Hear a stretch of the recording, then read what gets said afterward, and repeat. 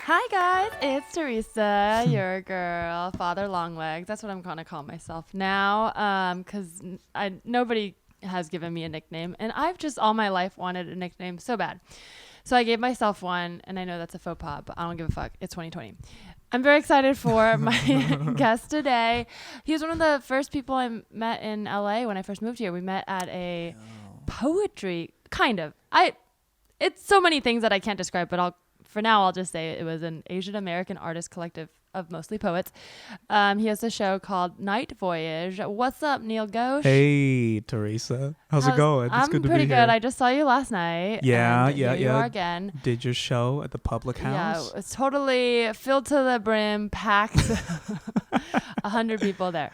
It was good. It was small but mighty. Mm-hmm. That's what we'll say. Oh, I don't do this all the time for a guest, but I did it once and I really liked it, where I pulled a tweet because it's. You're a funny comedian, and a lot of people will know you who are listening to this, I guess, because hopefully you'll share it. But also, I found the tweet and that I liked that you wrote, so good. I'm going to share it. That's good. I always wonder. Wonder if any of these are shareable. This is your pinned tweet. Okay. I feel like as a POC, particularly in entertainment, there's a pressure of being interesting and exotic. But I'm from Iowa, so hopefully you find eating gushers after a youth soccer game exotic.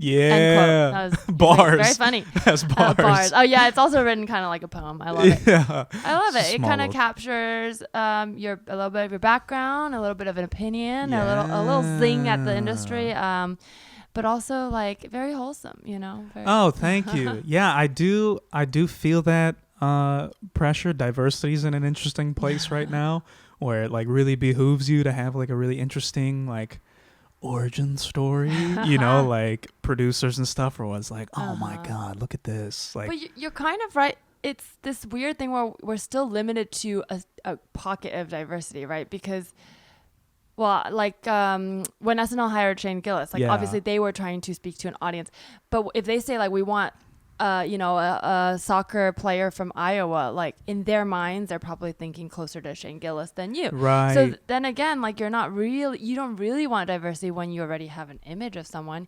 You just want, right? I don't know, because if someone says, because we need people from Iowa, we need people from California, we need people from everywhere. Absolutely. But if they said we want someone from Iowa and you go in for that casting, I feel like where we are now as Hollywood, they're going to be like, that's not what we meant.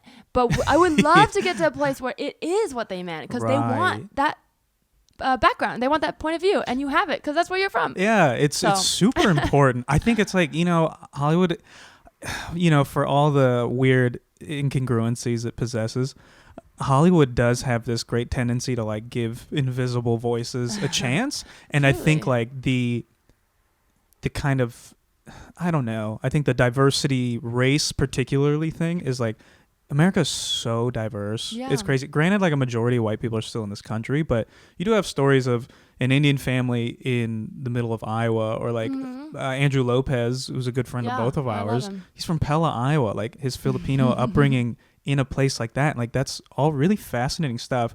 And I think that what's troubling about it, and this is like heady stuff, but like when like we start trying to check boxes of diversity rather than like trying to tell interesting stories. Yes, there you go. The stories you still gotta have character. You still gotta have something that's like intriguing and exciting and something that's human.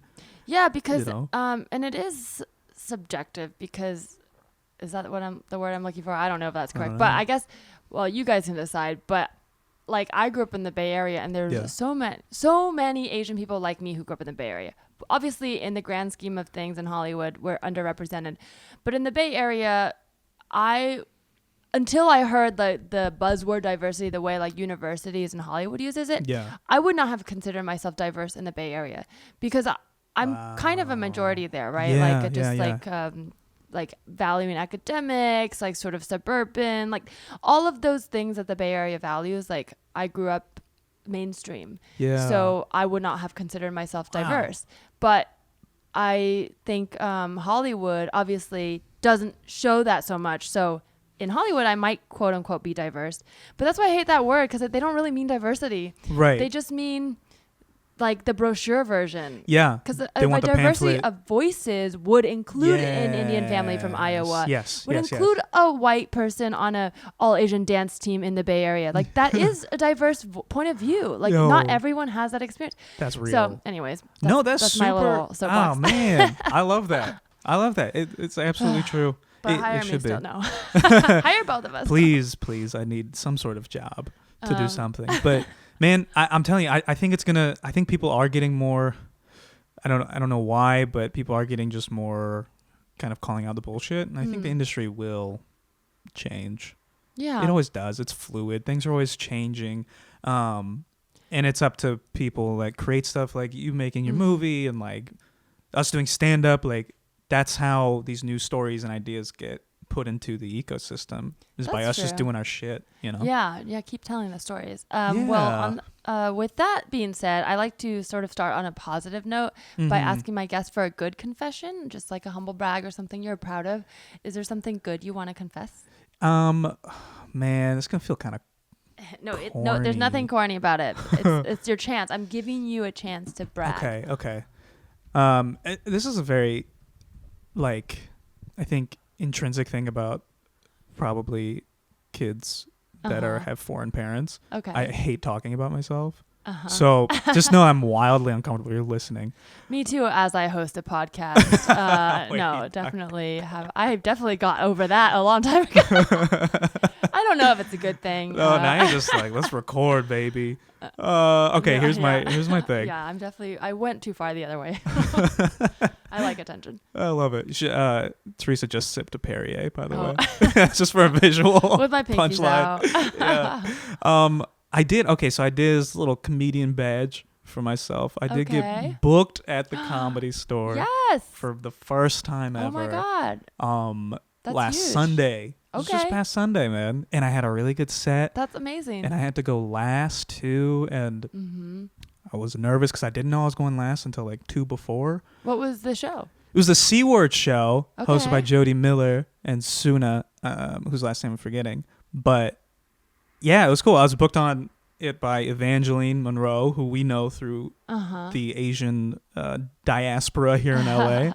And yeah, it was just like, it was one of those things where I know I have the emails of producers that I could have asked to like, hey, can I do your show in the Belly Room or like whatever, but I just never wanted to for some weird reason. Because I get it. You want to be asked. You don't. Yeah, and I don't know if it's an ego thing or like a humble thing. Or you want to feel like that was the time. There's nothing wrong with asking either, but I totally know what you mean, because there's certain shows I have in my mind like that too. Where I'm like, I want to feel like I naturally came to this part of my life. Yeah. Yes, and just the idea of like, because I have a lot of friends that like will do the big shows, and it's kind of like, you know, the way they got on was by going and asking, networking, and I've just always been, as far as stand-up goes, like I've always had this perspective that comes from a music background, which ties into my confession. Okay. Yes. Of just like, it took me 10 years to like really figure out how to play an instrument, like start playing music. Charlie Parker has this great quote. It's like, don't play the saxophone, let the saxophone play you. So it takes like time. And so as far as stand-up goes, I've only been doing it for 4 years. So I really just wanted to like train as much as I could before I got that shot. Yeah. And like when the opportunity came, I was like, I know I got a killer like 7 minutes that I'm really proud of. And I went up and I did that shit, and it just was like, bam.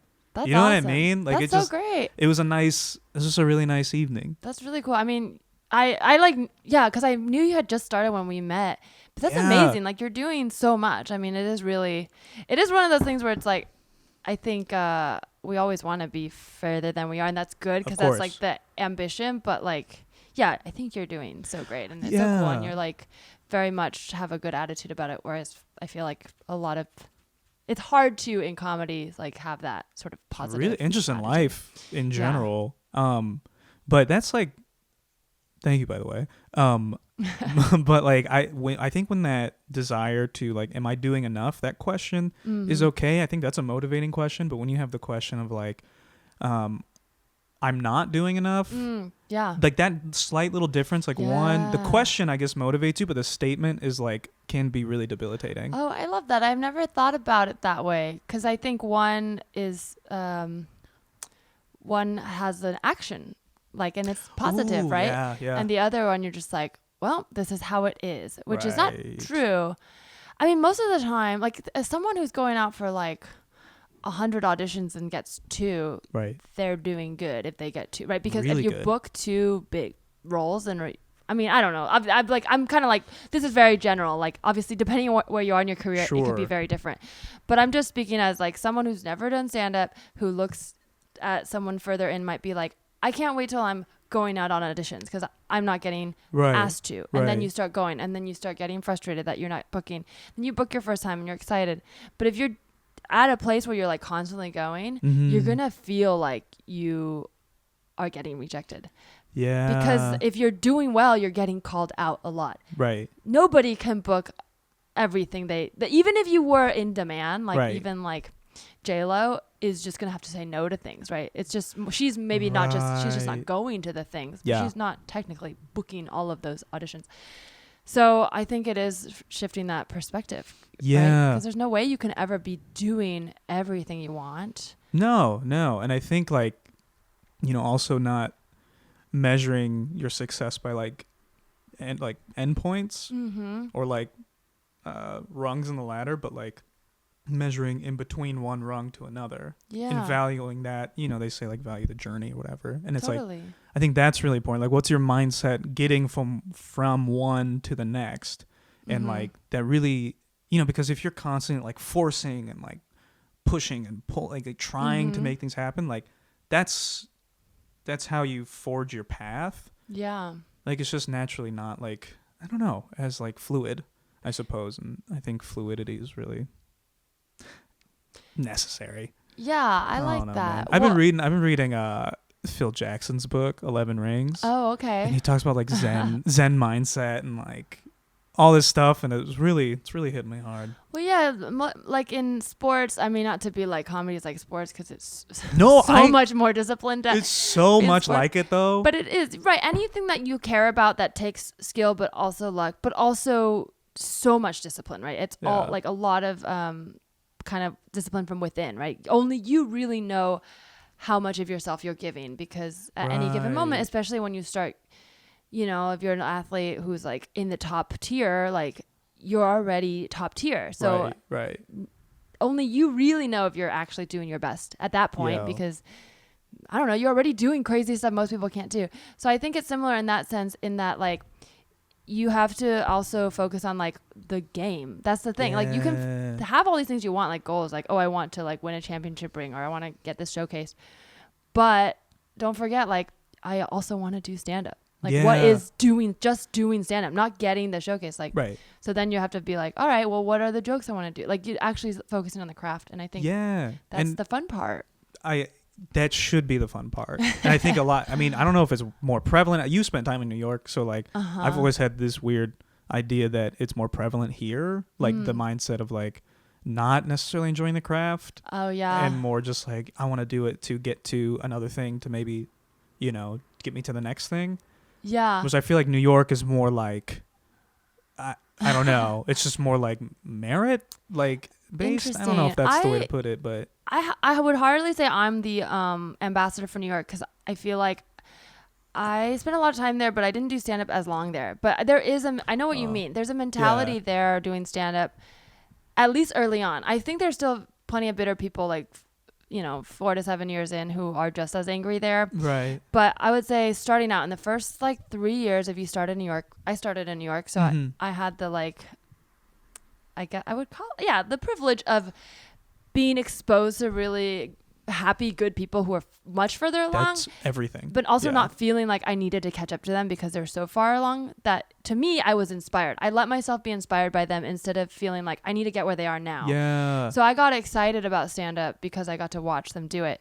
And then at the same time, I got to just get up as much as I want, like mics and stuff, and let myself be bad, because I knew that there's no way I'm going to be like Mike Lawrence on day one. So I Right. get to watch him at a mic, and then I get to Right. go up and, feel myself get better doing stand-up. Right. It's so silly and arbitrary. It is kind of like I deserve more than I have mentality out here, and it's like, I don't know, like, what do you really do Yeah, to- that is to so acquire irrelevant. resources? Like, I feel like New York is more like a jungle in the sense that, like, you eat what you kill. Whereas here is like people are like around this beautiful pond, and it's I like, like that oh, I 'cause hope you a kill fish is comes also up a to me. stand-up pun. Oh yeah. Um, Nice. Yeah, and here it's just like, I hope, like, I have the nicest, like, I don't know. I'm trying to force this analogy. Well, the but- other thing is people just don't care in New York. Like, that's the other thing. People just don't care about you. Like, you're not going to get that much. It may have, it may have changed now, but like, because now I do think there's more industry there. There was the industry, the quote unquote industry in all caps in New York is not entertainment. Yeah. Whereas it is here in LA. Like, Right. finance is big there. The UN is big there. Fashion is there. There's Yeah, it's just bread. not, bread. Yeah, pastries. Sauce, Even yeah. the restaurant industry is thriving in New York more than it is here. Per se is not in LA, you know what I mean? Right. But yeah, so I just don't think people like, you can just get on stage and not be like, oh no, the booker of blah blah blah is here. You're just like, yes. I'm doing stand up to a drunk tourist and like a finance bro. Like, I don't Yeah. give a shit. I'm never gonna see these people again. They're probably gonna leave New York Right. tomorrow because everybody moves out of New York. Yeah. You just don't care. Yeah, that's got to be freeing in a sense creatively, right? Yeah, I think I cared more about like which of my exes were in the audience than industry. I don't know if that's a good thing. I've definitely had to reshift my. Have you had an ex see a set? Like, Oh yeah, but I mean yes, but that's because I've dated comedians. oh, okay. Not okay. like they But no one like didn't showed like up. stumble in the door and I was like, oh no, not like that. Do you have jokes about them in your set? About like, I don't really like to do like mean jokes. I know I've seen that happen when people are going through a breakup and Yeah. they do stuff, but I don't. I do jokes about my life, so I have had jokes about relationships in front of the people they're about. But I'll say this: I feel like I don't do this so much now because I Mhm. do feel like it does hurt people's feelings. But when I started out, I didn't think it did because I saw it happening and I was learning from what people did, and I was like, oh, Right. so cool. I thought it was so cool watching these like people who like couples who I admired even as they're going through breakups still be funny on stage about each other. And I thought, now I'm like, I think that's kind of toxic. Yeah, absolutely. But I thought, whoa, look at that edge. They don't give a fuck. And I was like, I want that like hardness. So I yeah. did it too. Not like, I just thought that was what people did. I mean, to be fair, like I was dating a guy who also did jokes about me. And I was like, okay, Like, I this could is typical. Yeah. yeah, so I like went You along did with it and I did the same thing. And it wasn't until like years later that I heard through the grapevine that I was like, oh no, that hurt his feelings. And I was like, oh no, I would never have wanted that. I thought we were doing the thing that everyone That's does. so But fascinating. I was also 22 or whatever, so Yeah. Whatever. Yeah, I mean, very different. Now I'm Wow. like, I would never go on stage and like say anything that would purposefully hurt someone's feelings. yeah. Wow. Now there's like a trend of like comedian couples getting married. I've noticed. A trend. Yeah, it's like in whatever timeline that I I've think we may just constructed be for getting myself. older, Neil. Oh God. Right. You know, I think this we're is always weird thing. getting like, married, but- people are having kids now. This is weird thing. People keep dying. I'm 90 years old. Wow, what a trend. Oh, dude. But Neil, do you like go to therapy? Because this podcast is sort of loosely inspired by like therapy or like Oh. mental health. And Yes. what's your relationship with that? So I've seen 2 therapists. Okay. The first one I saw lived right down the street from me, which was great. That's always been my biggest thing with therapy is like, can I get there in 15 minutes or less? Sure. Because you're driving for auditions, for mics all the time. It's like, I don't have Brag, time. okay, no. Yeah, for non-union Nabisco commercials. No, you had that commercial with Drake. That's pretty cool. That was tight. That was tight. Shout out to Drake. No one believed I met Drake that day, which was sad. I should have gotten a picture. Anyway, so she was cool. She was very like, she was a nice younger, like, let's say middle-aged white woman. She Okay. like did yoga, and that was kind of her thing. I was like, okay, I'll connect on like that kind of frequency. How'd you know she did yoga? She like brought it up. Oh, okay. Which You're is like, I was hilarious. staring at her ass. That's a yoga ass. What if she what if she didn't tell any client? But she saw an Indian walk in. She's like, I gotta let him know. Oh my I god. gotta let him know. Jesus. Oh no. I believe in karma. The first thing and, she said to me, I do yoga. Yeah. So I understand your struggle. No. Oh, dude, I love. I mean, this is a bigger issue, I guess, of like mindfulness getting capitalized. This whole movement and like white women are definitely like taking the torch on all this stuff, and it's dope. A lot of it's getting lost.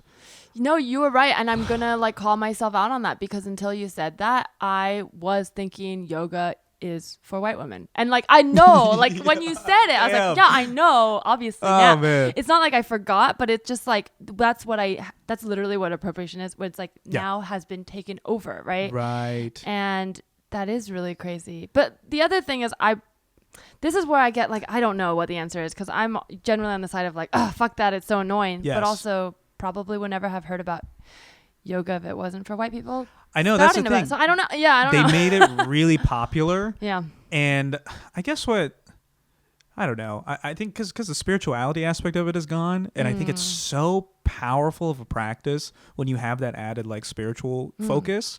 And that's all gone. It's like workout classes. Let's do a 60-minute hit yoga class. Damn. You know what I mean? And it's That's like, so real, yeah, you're man. getting like the movement, the stress, but there's this whole other level to it that's like so fucking deep.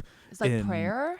Yeah, or just like meditative. Yeah, understanding that when you're doing yoga and the flow sequence, it's like you're connected with the earth and the universe, and like understanding that your breath is the same energy that makes up a higher being. Like all this stuff to me is like so powerful and important. Yeah. And then like, you know what I mean? It's like some And girl then named Rachel. comes in Lululemon. And it's like dope. Yeah, y'all like yoga, but like have you ever had an Indian yoga teacher? No, I don't really do yoga. Oh, but okay, good for maybe I you. would have done it more if I knew all the spirituality.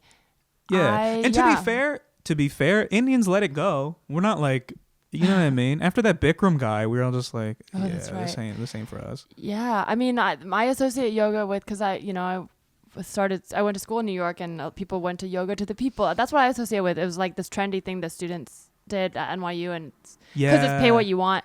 But it was a very like trendy art student. Like I do yoga and like I went a few times because I wanted to try it and it was I didn't like connect. So then I didn't go back. But yeah, which is fair. I mean, honestly, the way I was taught was like in a spiritual way. So maybe I have this weird. No, but I idea think of you're what right, it and I is. think that is. That's why we need more voices because I think that's so interesting. I think now is the time when people want to hear that, but I don't think everyone has taken the time to be like that thoughtful to think about it. To be that mindful, even though they're saying they are. There we go, man. I mean, like That's so crazy. the meditation apps and everything. It's like it's just it makes no sense to me how you this thing that literally is your distraction. Oh my god, it is allowing you to meditate and be mindful. It's like there's no way that makes sense. You're supposed to be in tune with the actual earth, not like some like British lady's voice like telling you to breathe. Funny. You know what I mean? That's true. Oh my god, it's literally we're trying to get off our phones and then it's like, look over here at your phone. Get off your phone. What the fuck? I've been leaving my phone more at home. It's reckless, I know. Ooh. I do it more when I like go for short errands, like Interesting. to the grocery store when I walk my dog. I love it. I leave it in my car or something if I have to run an errand. I love it. Oh yeah, you need that. You need that detachment for sure. But anyway, so therapy, I asked her after like 6 sessions, like if she had any diagnosis for me, because I was like, okay, so like, what are we gonna work on? And I really thought I had poured everything out.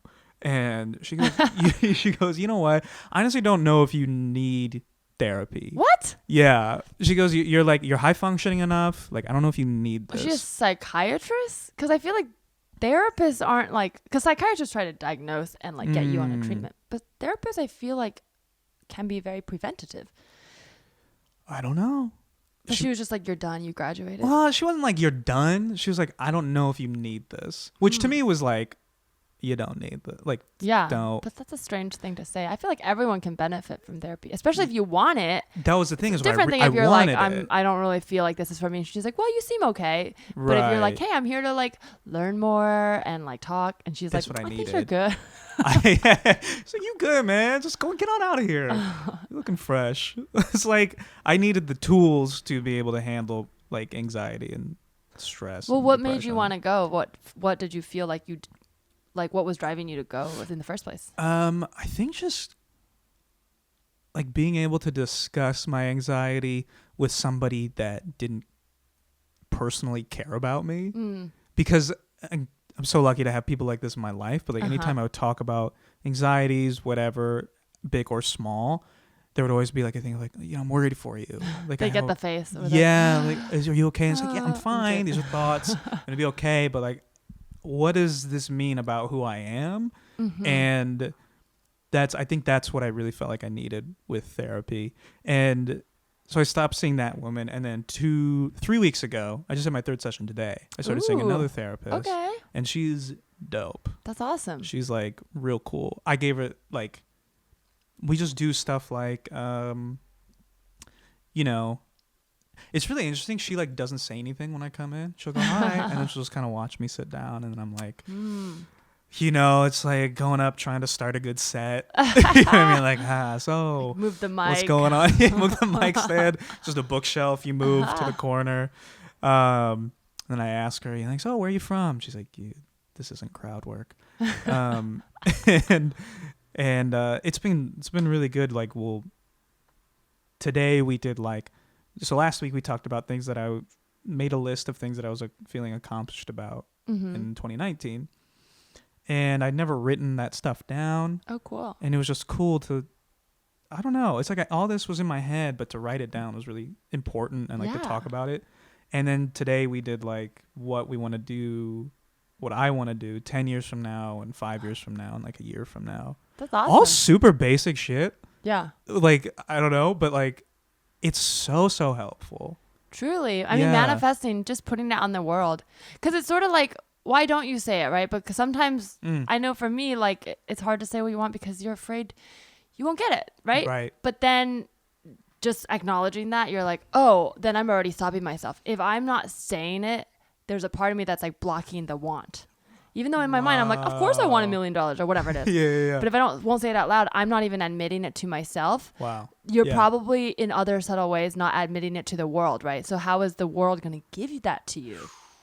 Right? Right. I want to do late night, right? But a lot of people don't want to even say that. I mean, I'm not saying I want to do it tomorrow, but I want to do stand up on TV. And it sounds, some people are afraid, it's going to sound braggadocio to say that. But if you don't say it, then you're kind of telling yourself I'm okay if I don't do it because I don't want to not, you're almost so you're psyching yourself out. And so now you're already presenting to the world as a person who doesn't want to do late night. Yes.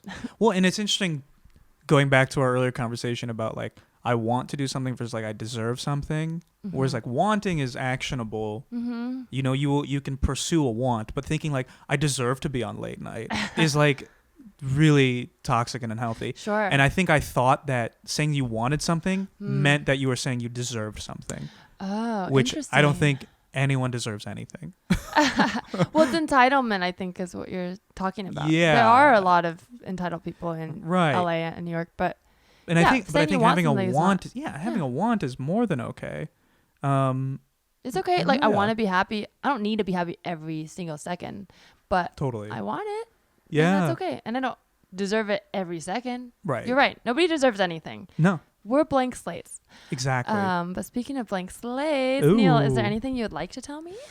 Okay, so my confession, well, what I'd like to tell you, Teresa Lee, okay, is that for a majority of my life, I was a uber competitive, uber band nerd.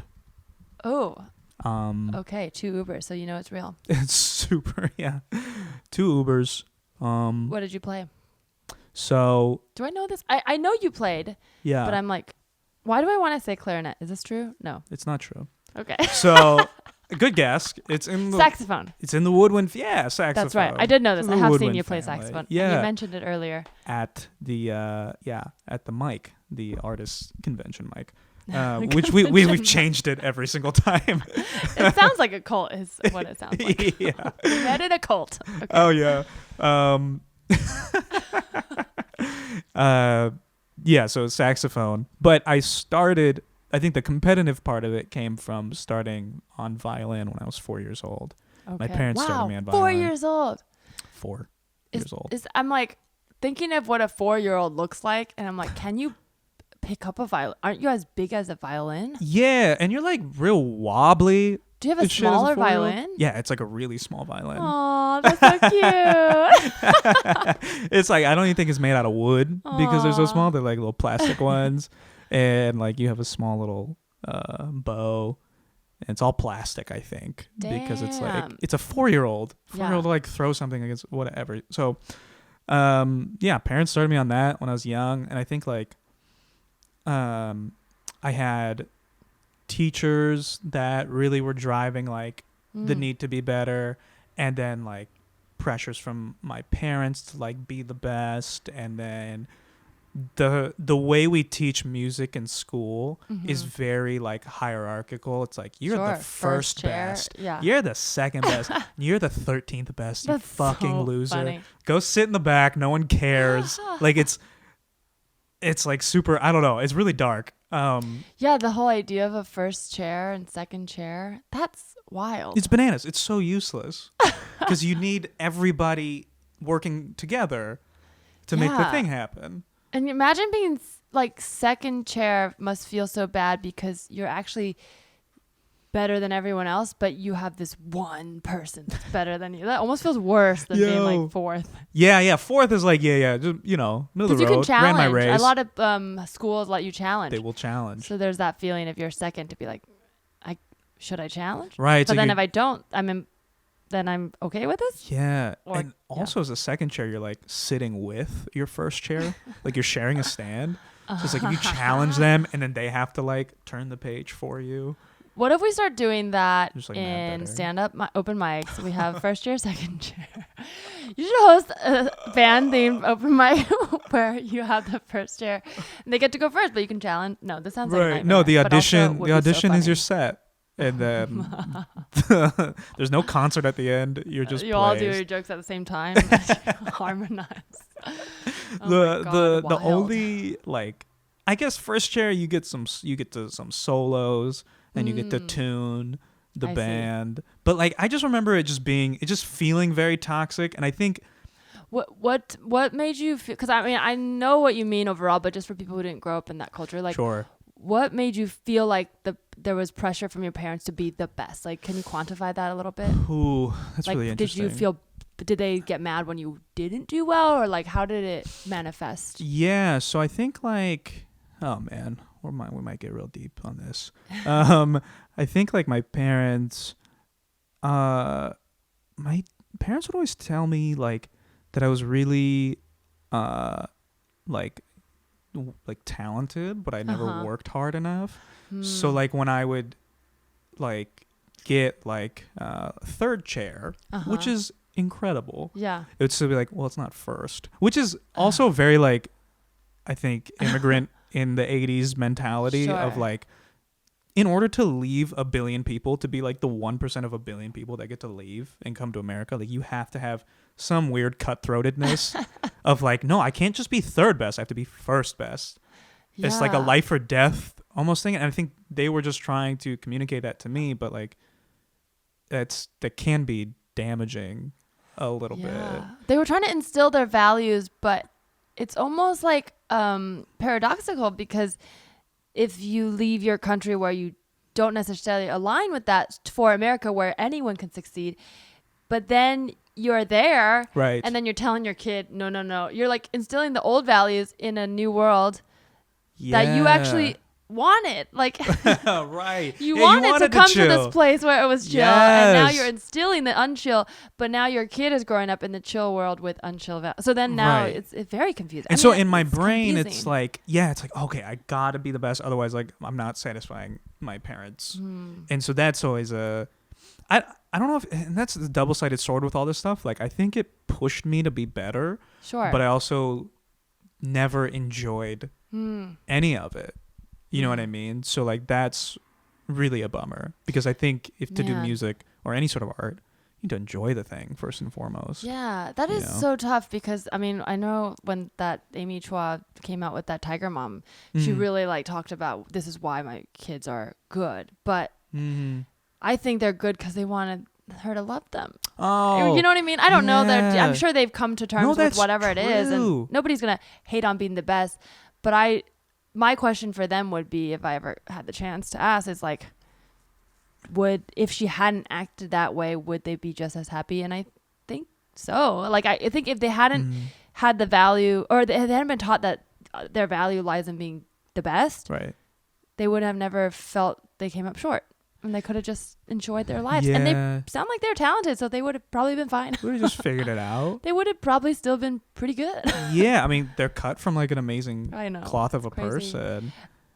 Man, that music thing, the way you said that, I never thought about it like that. How music in a lot of immigrant communities is used as a way to, like, a marker of success to achieve, at least for students, you know? Yeah. Because they don't want you to actually pursue it. Because then that's like, oh no, you won't make money. They want you to do it to get into college. That is kind of wild. Yes, they say put all this time into going to piano, go to violin, and then the minute you get into Harvard or whatever, if you're lucky, then drop it. Become Be a doctor. Yeah. See, how many doctors out there are like secretly amazing pianists? A lot, probably, right? They just go home and play beautiful sonatas after hours of surgery, just sobbing, wishing that they could share their gift with the world. And it's the thing we're supposed to love music. Yeah, it should be. It should be expression of the soul. And what did you like about it? Because I'm sure it wasn't all.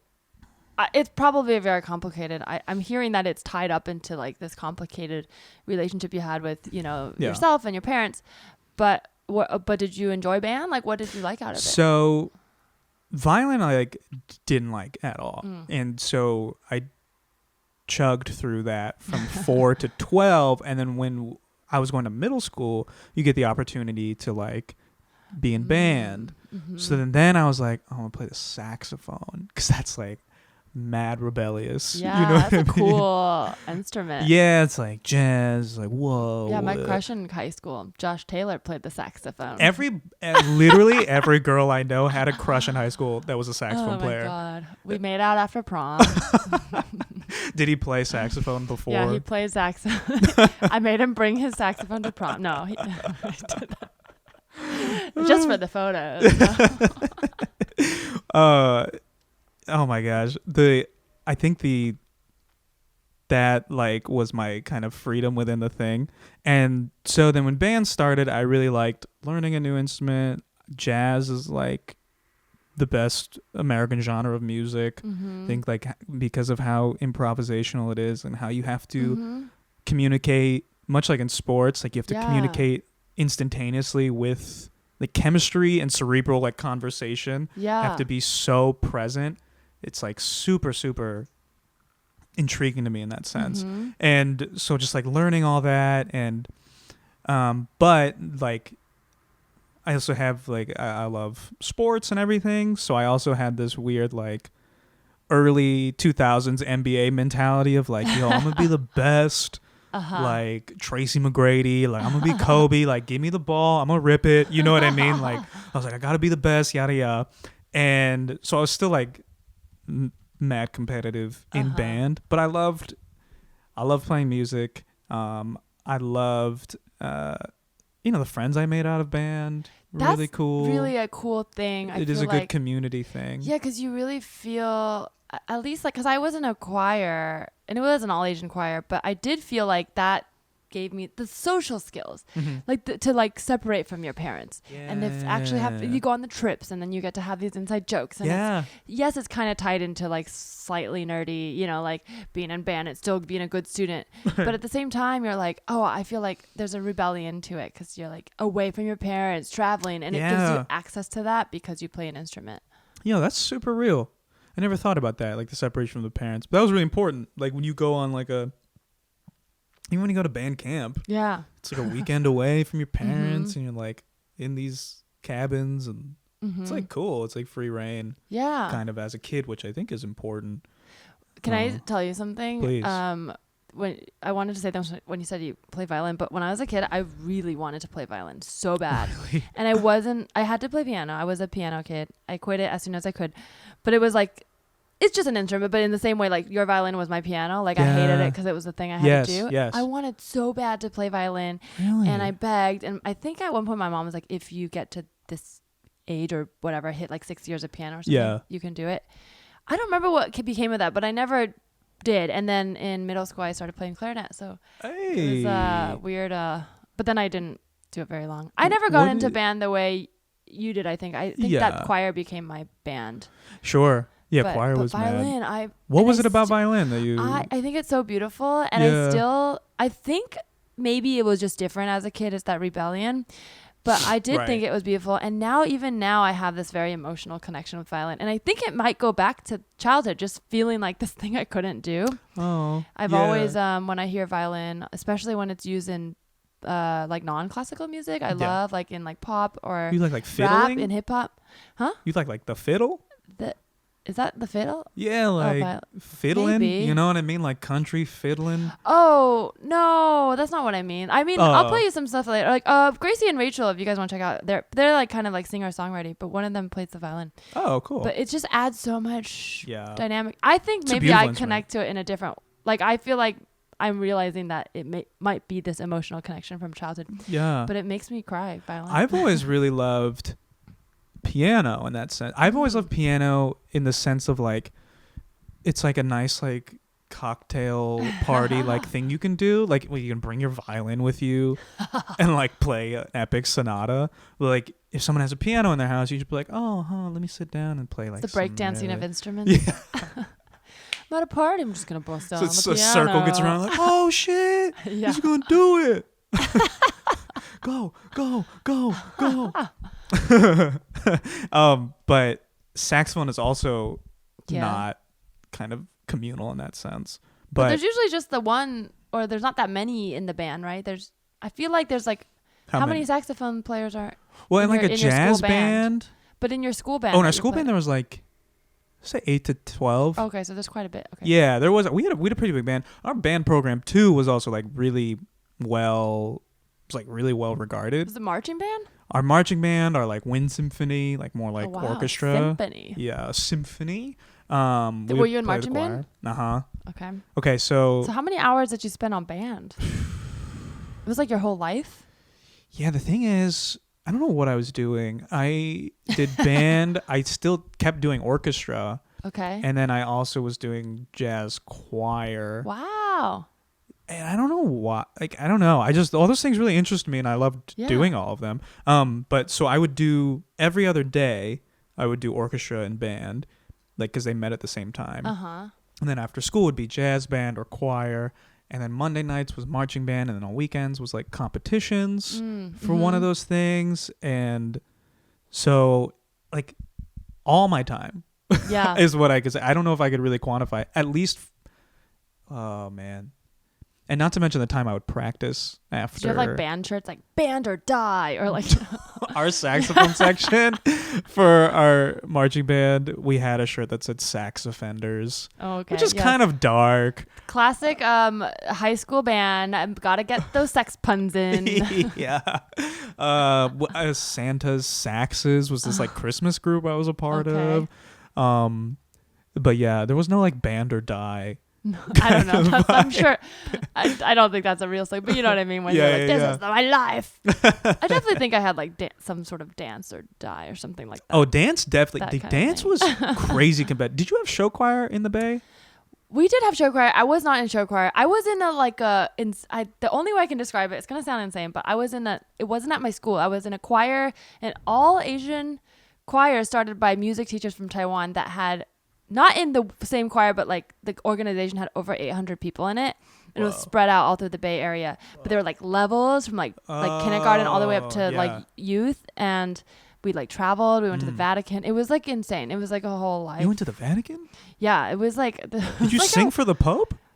I don't think the Pope was there, but there were some cardinals there. You know, he was like upstairs. There were some cardinals. Yeah, he was just like, like in his little Pope pajamas and.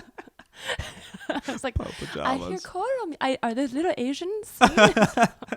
Yeah, they sound like little Asians. But I guess like not a show. Pope's got a great ear, by the way. He's got a really good ear. It was the old Pope. It was pre-new Pope. Oh man, that's really dope. Where did you guys travel? I guess we did. Our orchestra played at Carnegie Hall, which was wild. That's so cool. But that was like. That trip was what made me hate New York. Oh, because why? The first thing we did, so we're staying like near Times Square, like because okay. we're now I know why you hate it. Yeah, and so we get out and we're like crossing the street without looking at a car because it's New York and you can just cross the street. And I'm with my dad, and I remember being like, "Oh, it's like Calcutta for my dad. Like he knows it'll be this city thing." And across the street, a guy is like in a car.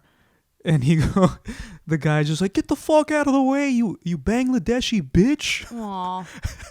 It's just so, I was just fuck like, that guy. This is so, I'm from Iowa, like never seen anything like this. It's I was such like, a New York moment. This place is the most New York moment. And then just your dad pays him because he's like, I just want you to hate New York, never move here, stay in Iowa. Yeah. This is what's out there. But Damn, it was that like sucks. aggression, racism, Yeah, traffic. It's very New York. Alliteration, also Bangladeshi bitch. But yeah, that trip was, I mean, it was cool to play in Carnegie Hall. That was wild. It was very cool. We also played, this is now springing this memory. We did like a collab with a high school in Virginia. Okay. And like a collab. So we went to their high school in Virginia Beach and like played with them. And I remember having this really odd experience of there's an after party at a kid's house. His name was Tyler something. And we were in his garage and like it's a party. But like in his garage is this huge Confederate flag. Oh my God. Like, because it's Virginia and I guess, you know what I mean? Damn. And I'd never seen a Confederate flag before. And I was like, so like, I remember asking him, I was like, is this cool that I'm here? Like, what does your flag mean? And he was like, oh man, don't worry. It's not about y'all. I was like, this is like weird. I was like, okay. You know, I didn't want to press further about it, but that came from orchestra. I wouldn't have had that experience. But also what a like a poignant memory, because also I feel like I don't know if you would do that as an adult, but as a kid, no, just to be like, you're just cutting through the bullshit. You did feel weird and you're like, I'm going to ask. Yeah. Because part of you was like, that's weird. So I feel weird. That was more so just like, I was like afraid to. Yeah. But also like there's a part of you that like obviously felt safe to ask this kid. Yeah, maybe it was the orchestra, the music we had made. It brought you guys together because you're like, hey, you want me to leave? Because I think as an adult now, I feel like if I saw that, what I've been taught is just be like, I'm gonna leave. I don't want to fuck with this guy. And the internet has taught us that too. It's like, right, block, mute, block. Yes. But then it is kind of maybe, who knows? Maybe that kid thought about that later and was like, oh, did I? Yeah. Is this weird? Did it make him feel weird? Yeah, and he was like, if he didn't really ever think about it, because he didn't have to. Because he had grown up in his own bubble. Of I don't know. Where the flag was just normal. Let's maybe his call dad him put up. up the flag. But I think never thought that's anything so of cool it. that you called it out and asked. Thanks, man. Yeah, I'm super brave. I just do remember feeling wildly uncomfortable, but also not worrying that there would be any problem with it, because the dude was cool. But that is so interesting. Still, you're kind of like, hey, what's the deal, man? What does this mean to you? Yeah. And he's just like, well, it's okay. And you're like, okay. All right. If you say you're the expert, I can't speak on it. But yeah, that is really fascinating. Like I couldn't cancel him or mute him or anything. He was just there.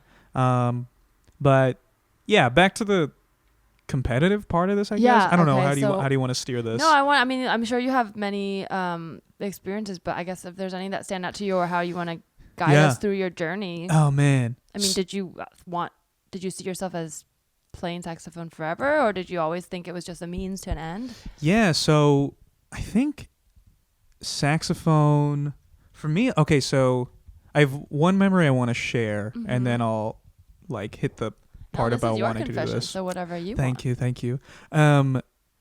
I remember with the competitive part of this, so show choir band Yeah. was something that I was in. And I remember show choir was already like uber competitive. It's like, if you don't know for some reason, it's like 15 You're a minute. fucking loser and you don't know. Get the fuck out of this podcast, okay? If you don't know what show choir is, it's like 20-minute sets of like 5 musical numbers or songs where kids like sing and dance. There's costume changes. It's like very like, it's like a medley weird variety Like Glee. show. It's Glee. Yes, Yeah. it is live Glee with a quarter of like the talent of the people that were on Glee. Not talent, quality. And so that was already really competitive. And we were in the show choir band, which like for some reason we took really seriously. I think because like the quote unquote best players were like asked to be in the show choir band. Okay. And she was like, yo, we're like the shit, like let's rock it. You know what I mean? Did you dance while you played? No, thank God. We didn't have to dance. We were like just behind the stage. So we never had to do anything like that. So you weren't even on camera, or you weren't even visible? You could see it. So it was like risers. Okay. And then the kids would dance on the risers. So you're behind the risers? We're behind the risers. Jeez. It's so weird. And we're It's playing like a little orchestra pit, but it's still like you're yeah, on but at stage. least the pit is like, it's like kind of nuanced. It's kind of like, oh, you know, they're tucked away, like focus on the stage. But this is like, yeah, we're like there, but don't pay attention. And we would play songs like, I remember we did the Killers medley once. That's We cool. did Jai Ho. I was the only Indian person in the entire my like God. anything, but that doesn't matter. That's okay. Was that song racist? I don't think so. It was made by an Indian dude. It's fine. It was a that song slaps. I guess it's like there's an Italian one, the bop bop ba bop bop. That one that was actually an Italian song, right? What? Do you know that one? I have no idea. Bop what bop bop bop bop bop bop bop. bop. It's like called Pop Parle Italiano or something, Americano, and it's sort of butchered Italian, I think. I don't know. Is it? Wait, so then the guy who wrote Jai Ho like No, ripped I'm just that? saying that I guess it's like that where if it's written by an indie guy, it became popular in mainstream culture, but it's not like a white person was like, I'm going to do an Indian song. Here's an Indian song. Right. It's not like Aladdin. It's like it's not like when Katy Perry dressed up as a geisha. Oh God, Kate. You know what? I mean, we should have known from the very day one when she did "I Kissed a Girl," which is what gave her a big break. It was queer baiting from day one. Whoa! I've never heard that read on out it. These red flags. Whoa, that's wild. I mean, whatever. Much love to her. We have the same birthday, but like, are we surprised? No, but when then she appropriates? you would understand her more than anyone, really. Yeah, I just you mean, had are the we same birthday. surprised? Why are we surprised? Like, that's from day one. She's been her. She's Because been appropriating and queer baiting. Wow. Whoa. Because that was when she came out was like the beginning of like the queer movement on like a federal level, right? Like laws got changed Yeah, around 2008. I Kissed a Girl. 2007 or 2008. That's really wild. And it was, I would say, a different time. But for sure, that song was popular with frat boys because it was for them. It wasn't for queer women. Yeah. Wow. And she's always been like presented as like a Western idea of like attractiveness and beauty. Like she's hot. For men. I'm not hating on her. I'm just saying she's what she's been all her life. She didn't change. Right, that's true. We changed. Which we need to give her credit. We changed. She's never changed. Stay true, Katie. So you were in the show choir. Yeah, so we're in the band, and so there's this competition aspect where they give out these accolades, and one of the accolades they give out is best band. So there's a really big competition, and we thought we had a really great set. Yeah. And we were there, and we were Cedar Rapids, Washington High School. Okay. And the other Cedar Rapids high schools were there too. Cedar Rapids Kennedy and Cedar Rapids Jefferson. Okay. And Cedar Rapids Prairie were all there. I'm telling you, when I say like we thought we had a great set, like we got off stage and we were like dapping each other up, fucking chest bumps. We're like, no doubt. Like my buddy Jack's like, dude, I saw the scorecard. I like snuck a peek. Oh my God. We got perfect marks, dude. Like I don't know. Our director's like, man, you guys are acting. Crush that yeah. flute. Yeah. Yo, those white kids dance to that shit. And like we're hyping each other up, and then we're all seated in this like I would say maybe 2,500 seat auditorium, and they're doing the accolades, and we're on the second balcony. And I'm sitting there, and my heart's racing. I'm like, oh, this is it. Like, this is gonna be where I feel like I can validate ourselves. We can validate it as a unit. And like, the guy goes up and he's like, and the best band award goes to Cedar Rapids. And I stand up and I go, yeah! Oh. Just echoes singularly throughout the auditorium. And the guy goes, Kennedy. Oh my God. Like, oh man, it was so embarrassing. Oh. I think I started laughing and then I sat back down. But man, that was harrowing. Damn. That experience. I think that's when the competition aspect of it went too far. Yeah. Oh man. Just like hyped up by like just so excited to win. I was. And then that's when you started comedy. Oh no. Yeah, and that's when I had to change. But yeah, that was a crazy moment. I think the competitive aspect of it. And then so when you guys like didn't like, even if you because you had a good set. Right. And that was objectively true and you all agreed. That was the thing. Did it change your feeling about the set to not win? Yeah, that's really fascinating. I don't think so. I think like we needed to maybe focus on that a little bit more afterwards. We should have been like, hey, it's okay. We still had a really good set, blah, blah, blah. But like, no, we were just like, we're just like mad bitter. It's like a bring it on moment. Yeah, it really was. Like, recount the scores again, man. Like this is we got ripped off, yada yada. But yeah, we should have. The healthy thing would have been to just be like, hey guys, it doesn't matter. These are the arts. You should just do this because you love doing it, and you had a really good set, and I think that's all that matters. No one was there to tell us that. We were just like, should have been like, you are never gonna be like, even if you won in a band competition and you put this on your Tinder bio in 10 years, it's not going to help you. Right.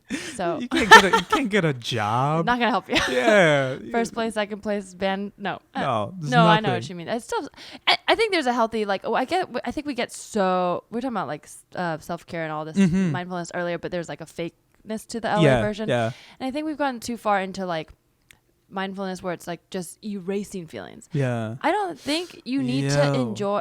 It's okay to be like, losing sucks.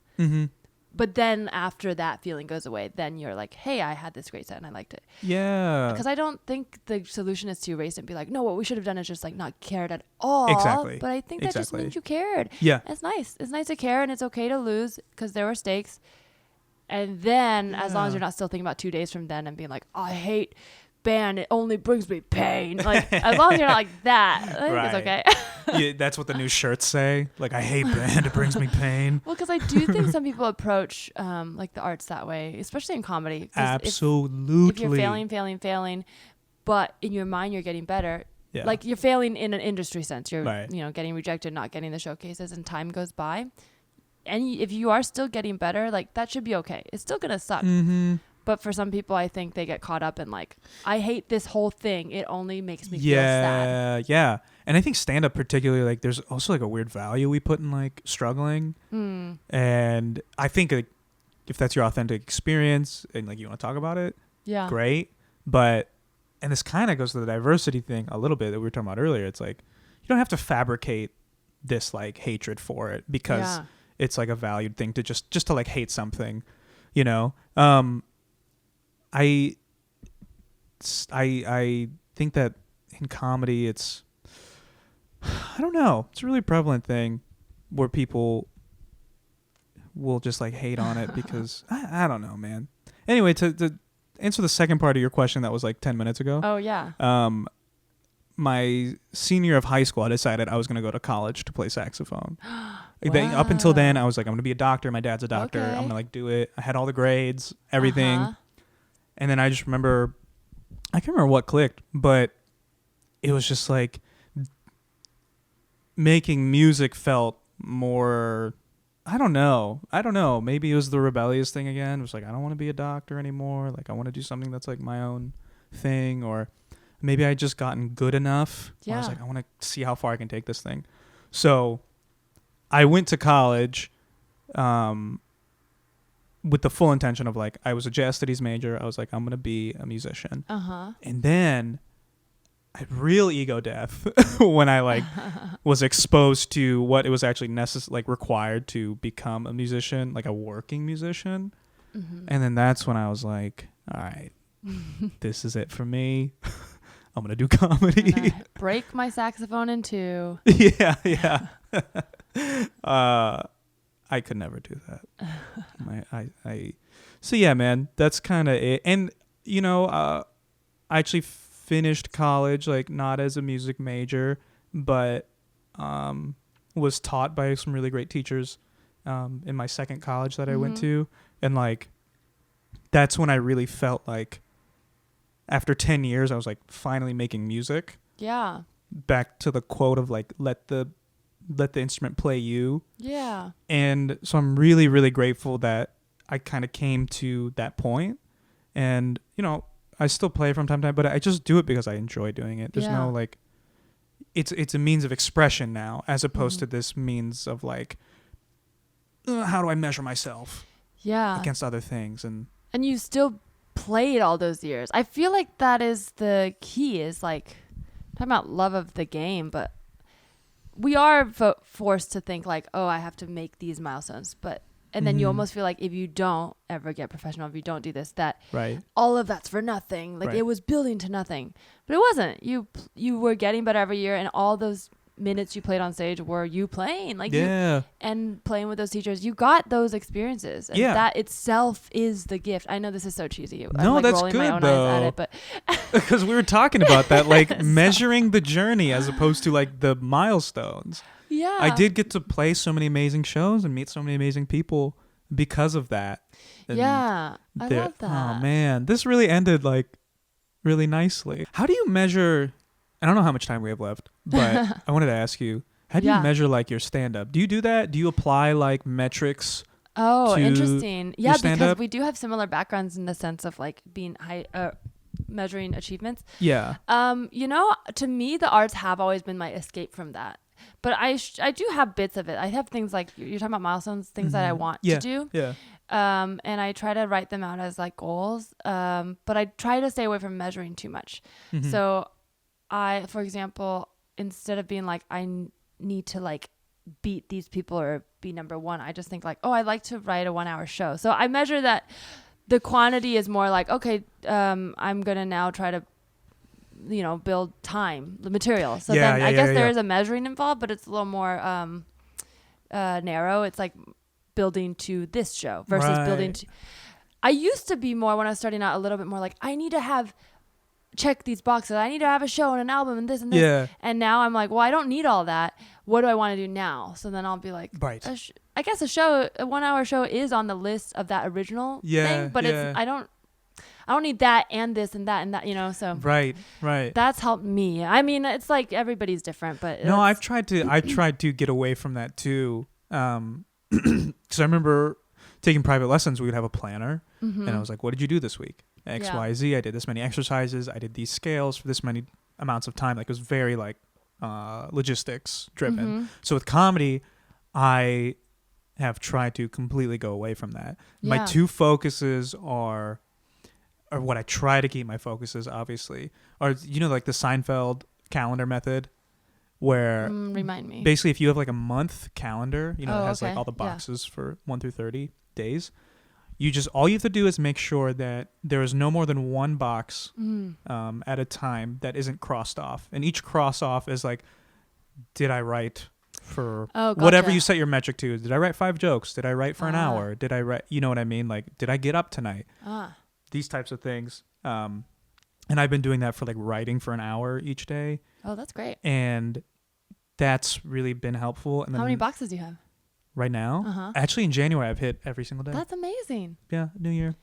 I guess I never thought of that as a metric, but I do have something like that I started doing like 2 years ago, where I have a list. I have a list of like about 5 things that I try to do at least 2 every day, and it includes and every year like I'll kind of tweak it, but it's like write 3 new jokes, do a show, do a mic, watch something like a TV show or movie that I like, I'll learn something from, meet a friend, because sometimes I have to build in social things. That's nice. And then I think workout. So then if I do 2 of those a day, like if I work out and I go to a mic, to me, I feel like I did a bunch of stuff. That's a great way to think about it. I might use that. But it's, this is where marketing comes in. I do think strategy, if stand-up's your business, strategy is good. So I think it does help to be like every product we're selling, like all stand-ups are not equal, right? Right. Like we're equal people, but we're not the same product. Yeah. So actually it helps you to strategize. Like how can I create the best career for myself? So I think it's helpful to sit down and be like, what are my goals and what is the strategy to get to these goals? Like if your goal is to do a 1-hour show, do you want to start hanging out? Do you want to start watching shows? Do you want to start hanging out with people who've done shows and hear their experiences? There are like actual tangible steps you can take to get closer to your goal that aren't debilitating. It's not like it's going to change.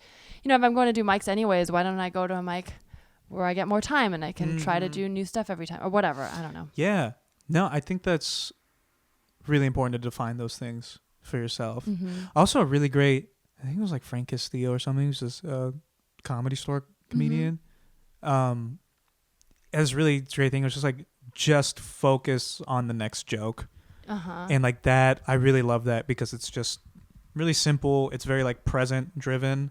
It's kind of like, just finish the bit that you're on. Don't worry about, am I going to do this? I'm going to do that. I'm going to do that thing. Like just, you know, because at the end of the day, that is what we're doing is like joke telling and performance and stand up. I mean, and you that can have office really hours. I think that's the thing. You don't have to be thinking about that on stage. But you can have office hours. Like if you're selling, McDonald's is selling their burger. Like you don't want the cashier who's actually selling their burger to be like, is this right? Are pickles really the right thing? Should we change this? No. But in the office, when you're developing the next thing, you can get more abstract. So I think it's okay to like have your crew, right? Your buddies that you trust and have those office hours. Have a chill coffee thing where you're like, hey, I'm thinking of, should I go on the road? And then you could talk those things out in a more abstract way to be like, am I doing enough? Right. And then to like finish office hours, like leave that thought and then just go do the stand up. Yeah. That's really good.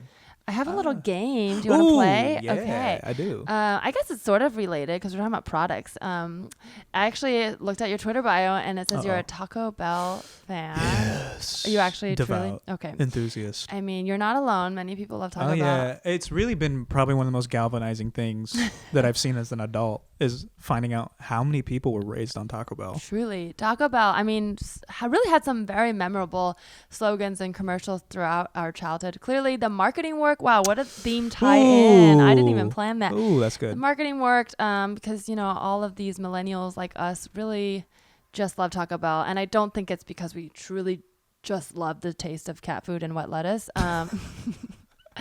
No, I'm not. Look, no shade at Taco Bell. I'm just saying if it wasn't for the marketing, would we truly connect emotionally? I don't know. That's very real. So, you know, they're known for having many slogans throughout the years. I'm sure many of which you know. So this game is called Thesaurus Taco Bell. It's kind of inspired. We had a game on a past episode where I did this with song lyrics. But very simple. I've just taken slogans and changed every word based on synonyms I found in the thesaurus. Oh, so cool. Well, I'm just going to read it to you and you have to try to guess what the original slogan was. And if you know Taco Bell slogans, this should be very easy for you. Okay. Before we start, can I ask you, what's like your order? My Taco Bell order? Yeah. I used to get the chalupa. Wow. Because I love that shell. The shell is wild. But chalupas are fucking expensive. Really? I would order. I don't know if they used to be cheaper, but I'll order them at the drive-thru and it'll be like $8. I'm like, fuck that. Yeah. Taco Bell's supposed to be cheap. Right. I remember when it was $2. Yeah. So what do you get? Wow. Okay. So I have a strict no meat policy at Taco Bell. Okay. So I get a Mexican pizza with no beef and then put beans in it. It's like a tostada with melted cheese and it's really good. Or a nacho supreme again with no beef, or a bean burrito. Those are my three go-tos. I don't like beans.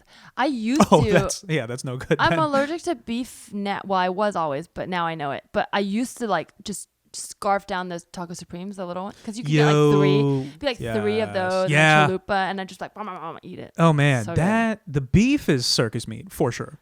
There's no doubt in my mind.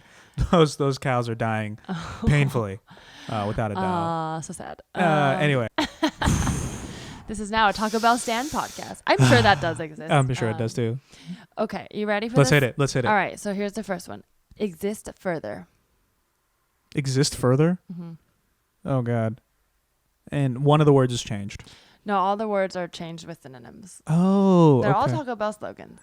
Exist further, live Moss. Yes! There you go. Okay, you got it. Yes, okay. Okay. Wow. Consider exterior the bread.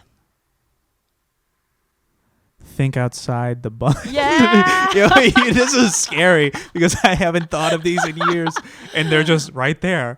Okay. This one is kind of problematic, but it was a slogan. Okay. Cause one dash for the boundary. Cause one dash. Cause like CAU. Yeah. SE? CAUSE. I didn't change for the. Okay. Cause one dash for the boundary. I don't know if you'll remember this slogan, but think about a problematic slogan. Escape something the border. Yeah, make a run for the border. Make a run that was for the Taco border. Bell slogan. Do you remember that? No. Wild. That is pretty. It's actually kind of relevant now. It might work. Now the other way. Yeah. The other way. Let's all get the fuck out of America. Oh, maybe it was a warning from Taco Bell. Oh my God, they're maybe prophets, they knew what was coming. Truly. Whoa, maybe they knew the rotation of Saturn. Wow. Was They did? Oh my God, how 27 old years. is Taco Bell? Taco Bell's Return of Saturn. Okay, here's the final one. Yeah. I don't even remember the slogan, but Okay. ring, boom, tacos. I didn't change tacos because there's no synonym for tacos. Ding dong. Yes. Do you remember this one? No, I just kind of pieced that one Ding together. dong tacos was a slogan. No, that sounds like a first draft for sure. Ding dong tacos. Yeah, we're a bell, so ding dong. Maybe they were competing with pizza delivery. I don't really know Probably where at they the were going time. with that. Probably at the time. Truly. Wow. Well, that's it. I That mean, was there's really more, fun. but you really aced it. You are a true fan. Thank you. And I'm slightly worried. To win, or your prize is you get to tell the followers the listeners where to follow you. Wow. Oh, wait, this Perrier's gotten straight to your head. She's messed up. Perrier. There's like a 24 pack of empty Perrier next to Teresa. Yeah, so you can follow me on Instagram at Neel, Neel.Ghosh. And on Twitter, Mr. Neel Ghosh, you already know the spelling. And I'm actually starting a podcast. Hell yeah. Wow, way to bury the lead. Inspired by you. With my buddy Nick Scarterossi, called Foul Play. Okay. It's a crime in sports podcast. We talk about crimes about athletes, done to athletes, cults that athletes have been in. It's all pretty That's so cool. Pretty interesting. I think there are sports crime podcasts that already exist, but we have a little fun little twist on it. But we're not going to mention those. Yeah. Forget them. But yeah, and if you're in LA, just holler at me, man. Come to a show. Let's make it happen. Go to a show. Thank you guys so much for listening. This podcast can be found on Instagram at Tell Me Anything Pod, and you can find me on Twitter and Instagram at Larissa T. And that's the end of this episode. Yay, thank you.